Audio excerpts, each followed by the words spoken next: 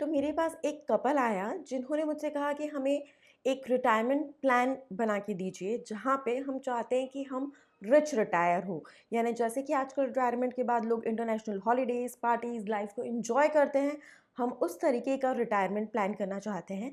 But at the same time we are middle class और अभी at this point of time हम वो lifestyle afford नहीं कर सकते। तो आप अपने जो कैलकुलेशंस है उसके हिसाब से अगर कहोगे कि आज से 20-25 साल बाद इन्फ्लेशन को फैक्टर इन करके इतना रिटायरमेंट कॉर्पस लगेगा इस लाइफस्टाइल के लिए, तो आपको अभी से इतना इन्वेस्ट करना पड़ेगा। तो वो मेजर अमाउंट हम इतना ज़्यादा इन्वेस्ट नहीं कर पाएंगे, but at the same time we want कि एटलीस्ट हम रिच रिटायर हो सके। तो इसलिए आप हमारे लिए एक रिटायरमेंट प्लान बनाइए। And then I help them out, मैंने उनके लिए एक रिटायरमेंट प्लान बनाया। एंड देन आई थॉट कि शायद ये जो स्ट्रेटेजी मैंने उनके लिए फॉर्मुलेट की है ये आप सबके लिए बेनिफिशियल हो सकती है। And here I come with my video. तो आज के वीडियो में मैं आपको बताऊंगी कि कैसे retirement corpus is important and कैसे आप बहुत कम इन्वेस्ट करके भी बहुत अच्छा रिटायरमेंट कॉर्पस क्रिएट कर सकते हैं, यानी कि वेल्दी रिटायर हो सकते हैं। तो वीडियो स्टार्टिंग से एंड तक पूरा देखिएगा, तभी आप पूरी तरीके से अंडरस्टैंडिंग कर पाएंगे, समझ पाएंगे एंड चीज़ें ग्रैब कर पाएंगे। प्लस अगर आप चाहते हैं कि हम पर्सनलाइज्ड वे में आपको हेल्प करें, क्योंकि definitely as I always say जो फाइनेंशियल्स है, जो आपकी फाइनेंशियल हेल्थ है, एज है, बहुत सारी चीज़ें हैं जो आपके पर्सनल फैक्टर्स हैं, उनके ऊपर भी बहुत कुछ डिपेंड करेगा। तो अगर आप चाहते हैं कि पर्सनली हम आपकी हेल्प करें तो आप मुझे कॉन्टैक्ट कर सकते हैं 9821611667 पे, व्हाट्सएप करके, कॉल करके। और हाँ, अगर आपने चैनल सब्सक्राइब नहीं किया है तो प्लीज़ नीचे subscribe and bell button press करके इसे सब्सक्राइब कीजिए। वीडियो अच्छी लगे तो इसे लाइक कीजिए, शेयर कीजिए। Now let's get started. Yes, तो अगर एज अ इन्वेस्टमेंट एडवाइज़र मैं आपके लिए रिटायरमेंट प्लान बना रही हूँ तो डेफिनेटली मैं उसमें इन्फ्लेशन को फैक्टर इन करूँगी।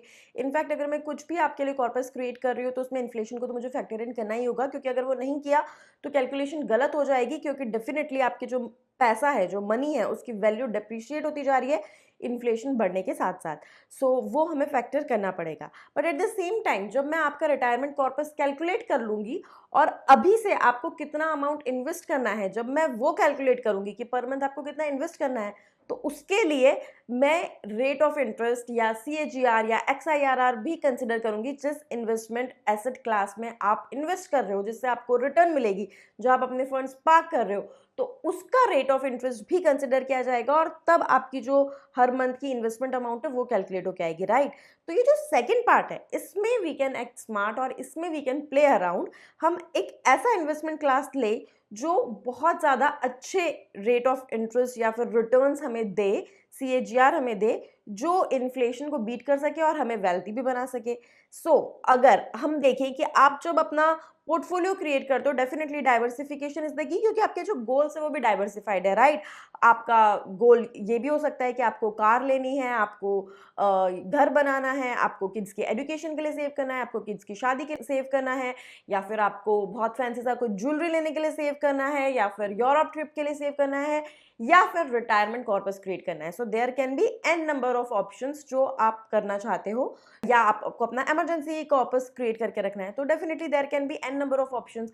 तो इन सारी ही चीज़ों के जो टाइमलाइंस है वो डिफर करेंगे, राइट। और इन सब में सबसे दूर जो आपका ऑप्शन है जिसके लिए आप इन्वेस्ट कर रहे हो वो क्या है, रिटायरमेंट। और सिर्फ एक रिटायरमेंट ही ऐसा ऑप्शन है जिसके लिए आपको कोई बैंक लोन भी नहीं देगी, क्योंकि at that time you would retire, you would not earn, right. So retirement सबसे दूर है लेकिन सबसे इंपॉर्टेंट भी है। नाउ अब हमारे पास इसका बेनिफिट ये है, क्योंकि वो सबसे दूर है, हमारे पास एक स्पैन ऑफ टाइम है जो हमें बहुत ज़्यादा हेल्प कर सकता है। क्योंकि इसमें हम इन्वेस्टमेंट एसेट क्लास कौन सी चूज करेंगे, रिटायरमेंट कॉर्पस में मैक्सिमम इन्वेस्टमेंट हम कहाँ पार्क करेंगे, इक्विटी में। क्यों? क्योंकि इक्विटी जो है वो over a long period of time आप देखोगे तो जो वोलाटिलिटी वोलाटिलिटी इक्विटी से कोई हटा नहीं सकता, वोलाटिलिटी रहेगी। बट वोलाटिलिटी का impact over a long term of time almost nullified हो जाता है। So for long term when you are investing, equity can be the best option, क्योंकि जो रेट ऑफ रिटर्न है वो उसमें सबसे बेस्ट आएंगे। कैसे क्या स्ट्रेटेजाइज करना है, क्या फैक्ट्स एंड फिगर्स है, वो आगे और समझते हैं। आपकी स्क्रीन पर है एक चार्ट जो दिखा रहा है स्टॉक मार्केट के लास्ट 30 ईयर्स के return. Last 30 years if I talk about, CAGR जो आ रहा है 10.38% का आ रहा है स्टॉक मार्केट के रिटर्न्स में। Now last 30 years definitely India के लिए बहुत ज़्यादा अट्रैक्टिव नहीं थे। ग्लोबल टेंशन्स तो आती जाती रहती है, बट अगर इंडिया की इकोनॉमी की बात करें, GDP की बात करें, तो या it is a developing economy, और अभी जो टाइम आया है वहाँ पे वो डेवलपिंग से डेवलप्ड की तरफ ट्रांजिट कर रही है। तो ये एक बहुत इंपॉर्टेंट टाइम है, ये बहुत एक अच्छा शाइनिंग स्टार वाला टाइम है जो पहले नहीं था, जो हम 30 साल देख रहे हैं। बट तब भी जो रिटर्न्स है वो 10.38% के आए हैं CAGR, so it is very well better than any FD और any such instrument like that. So over a long period of time देखो, अगर आप 2001 से 2024 तक देखो तो आपकी चार्ट आपकी स्क्रीन पर है। देखिए, it was not always a very good time. 2000 में सबसे पहले टेक बबल आया जब मार्केट ने बहुत ज़्यादा क्रैश करा, उसके बाद में मार्केट ने बाउंस बैक किया, फिर फाइनेंशियल क्राइसिस आई, अगेन मार्केट ने बहुत अच्छा बाउंस बैक किया, उसके बाद में डीमोनेटाइजेशन हुआ, उसके बाद में बहुत सारे टर्मोइल चलते रहे, कोविड आया।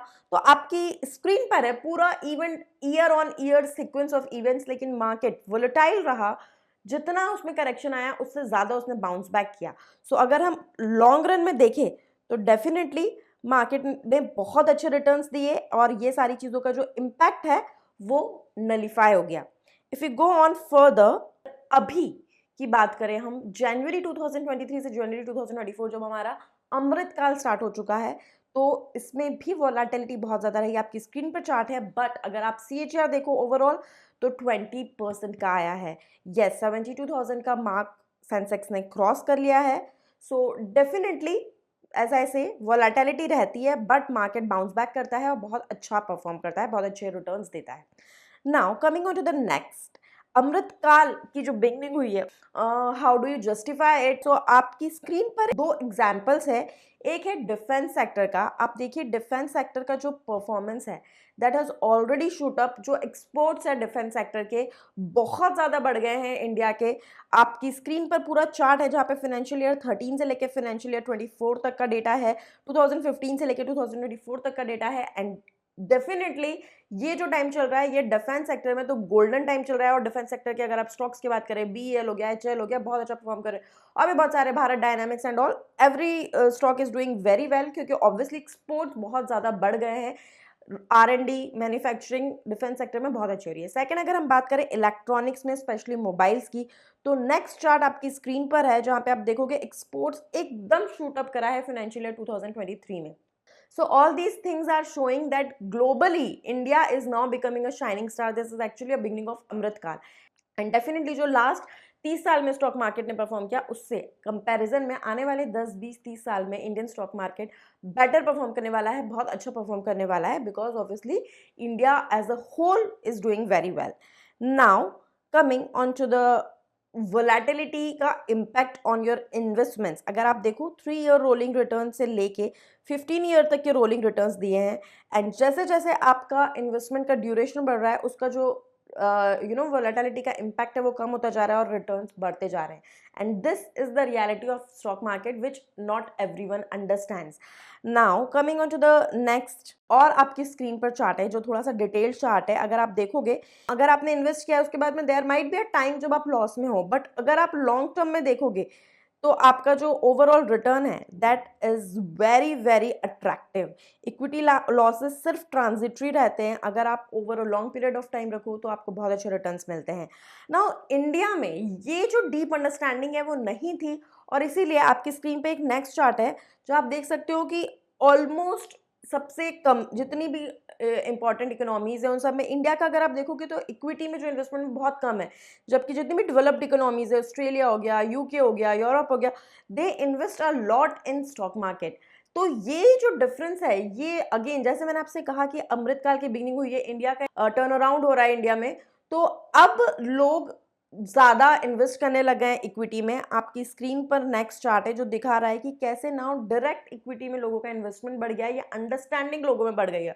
और जब ये अंडरस्टैंडिंग बढ़ गई है कि जो वॉलेटिलिटी है वो एक टेम्पररी चीज़ है, over a long period of time आपको अच्छे रिटर्न मिलेंगे, तो होगा क्या, जब भी मार्केट गिरेगा तो लोग पैनिक सेलिंग नहीं करेंगे, और पैनिक सेलिंग नहीं करेंगे तो बहुत ज़्यादा नहीं गिरेगा, बहुत जल्दी संभल जाएगा मार्केट। और ये पिछले 2-3 साल से इंडिया में हो भी रहा है, जो अगर आप इन्वेस्ट ऑलरेडी कर रहे हो तो आपने खुद विटनेस भी किया होगा। So this understanding, this maturity among investors is also very important. Now let's understand कि कैसे स्टॉक मार्केट में इन्वेस्टमेंट करने पर आप इन्फ्लेशन को बीट कर सकते हो या इन्फ्लेशन से लड़ सकते हो। तो आपकी स्क्रीन पर एक चार्ट है जो दिखा रहा है कि अगर आपने 1 लाख इक्विटी में इन्वेस्ट करा विज़ अगर आपने 1 लाख किसी और इनकम फंड में इन्वेस्ट किया, तो आपके रिटर्न्स किस तरीके से वैरी कर सकते हैं। उसके बाद एक और चार्ट है जो ये दिखा रहा है कि कैसे आपकी जो मनी है उसकी वैल्यू डेप्रिशिएट होती जा रही है with increasing inflation. And then the last chart shows how investment in equity provides you cushion over inflation। और कैसे आप सिर्फ अपना इन्वेस्टमेंट करके ये नहीं करते कि आपकी जो रिक्वायरमेंट है उसको मीट कर रहे हो over a long period of time, but उस कुशन की वजह से जो आपको एक्स्ट्रा रिटर्न्स मिलते हैं आप इवेंचुअली वेल्थ क्रिएट कर पाते हो, विच इज़ वेरी इंपॉर्टेंट। अगर आप लॉन्ग टर्म के लिए इन्वेस्ट कर रहे हो, इट इज़ इंपॉर्टेंट कि you create wealth, you retire nicely, you retire rich. So I hope आपको ये अंडरस्टैंडिंग आई होगी, बट डेफिनेटली इसमें सबसे ज़्यादा इंपॉर्टेंट चीज़ है सिलेक्शन ऑफ स्टॉक्स। आप किस तरीके के स्टॉक्स में इन्वेस्ट कर रहे हो, that is also very important.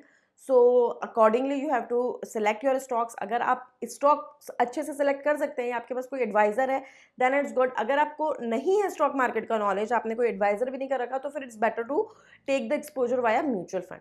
I hope ये वीडियो आपको अच्छा लगा। अगर ऐसा है इसे लाइक कीजिए, शेयर कीजिए।